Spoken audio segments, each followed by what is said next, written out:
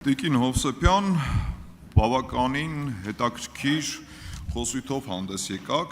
ուղիղ ցիտում եմ մի քիչ առաջ այդ ամբիոնից ձեր արած հայտարարությունը։ Մենք կողմ ենք եվրոպական ինտեգրմանը։ Իհարկե այս խոսքերին քիչ էր մնում հավատալ, բայց հանկարծ հիշեցի ձեր առաջնորդի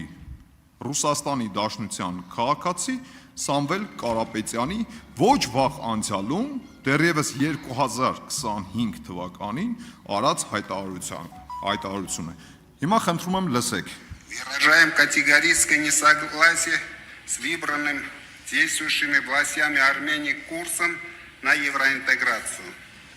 Выражаем категорическое несогласие с выбранным... Հիմա տեսեք ինչ է ստացվում, Տիկին Հովսեփյան։ Դուք այդ ամբիոնից մեզ փորձում եք համոզել, որ կողմ եք եվրոպական ինտեգրմանը, ձեր առաջնորդը հայտարարել է, որ կատեգորիկ դեմ է եվրոպական ինտեգրմանը։ Սա ոնց հասկանանք։ Եվ երկրորդ հարցը, խնդրում եմ հստակ շեշտել, թե 21 թվականի որ ամսից եք գնացել դեկրետ։ Շատ հարցից երկրորդից գամ, թե առաջինից։ Երկրորդը ավելի հեշտ էր, 2021 թվականի ամռաններ, հուլիս, եթե չեմ սխալվում հուլիս,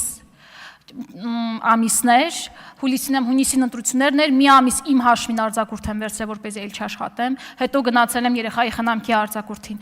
այնպես որ կոնկրետ հուլիս, երևի հուլիս ամիսին եմ գնացել երեխայի խնամքի արձակուրդին, դա ավելի երևի պարզ հարցներ, որ պատասխանեցի, երկրորդը, որ Հայաստանի Հանրապետության քաղաքացի ուժեղ Հայաստան կուսակցության ղեկավար Սամվել Կարապետյանը իր հայտարարությունը, որ խոսում էր ընդհանուր իր որակում ու գնահատականներ տալիս, խոսքը գնում է այն մասին, որ պետք է, ինչպես ես ինքս եմ բազմիցս նշել, հստակ տարբերակել եվրոպական ինտեգրումը եվրոպական միության անդամակցությունից։ Եվրոպական ինտեգրմանը մենք միանշանակ կողմ ենք, բայց այստեղ ես այլ հարցադրում ունեմ։ Եթե դուք եք կողմ եվրոպական ինտեգրմանը, ապա ինչու գործնական քայլեր այդ ուղղությամբ չի իրականացվում։ Օրինակ, դատարանների անկախության ուղղությամբ աշխատանքներ չի իրականացվում։ Օրինակ, սննդի որակի ստանդարտների համապատասխանեցում չի իրականացվում։ Օրինակ, ինչու մեր քաղաքացիները այսօր ստիպված են խնդիրների բախվել իրենց մթերքը դեպի Եվրամիություն արտահանելու։ Բազմաթիվ հարցեր են առաջանում այն ուժի նկատմամբ, ով որ եկել է Եվրոպական միության անդամակցության դրոշակով, բայց այսօրվա դրությամբ անգամ եվրոպական ստանդարտների կիրառում չունենք մենք այսօր Հայաստանում։ Այստեղ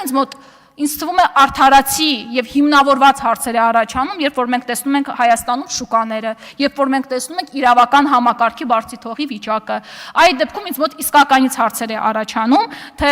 արդյոք անկեղծ եք դուք դեպի Եվրոպա գնալու ձեր հայտարարած հռչակագրային մոտեցումների մեջ։ Շնորհակալ եմ։ Արձագանք։ Տիկին Հովսեփյան, խնդրում եմ չխեղաթյուրել իմ տված հարցը։ Խոսքը չէր գնում բացարձակապես եվրոպական միությանը անդամակցելուն, խոսքը գնում էր եվրոպական ինտեգրմանը, որին քիչ առաջ այդ ամբիոնից հայտարարեցիք, որ կողմ եք, այնինչ ձեր քաղաքական առաջնորդը հստակ ասում է, որ կատեգորիկ դեմ է։ Եվ եւս մեկ այլ հարց։ Նախընտրական քարոզարշավի ժամանակ ձեր առաջնորդի որդին ձեր առաջնորդի տուն հրավիրեց Հայաստան ժամանած Ֆրանսիայի նախագահին Էմանուել Մակրոնին։ Բնականաբար Մակրոնը չգնաց ձեր առաջնորդի տուն, ինչից հետո ձեր առաջնորդը արեց հայտարարություն, շատ ներողություն, որ ստիպված եմ այս դալիճում հնչեցնել այդ բառը, Մակրոնը եկավ Փաշինյանին զասոս արեց։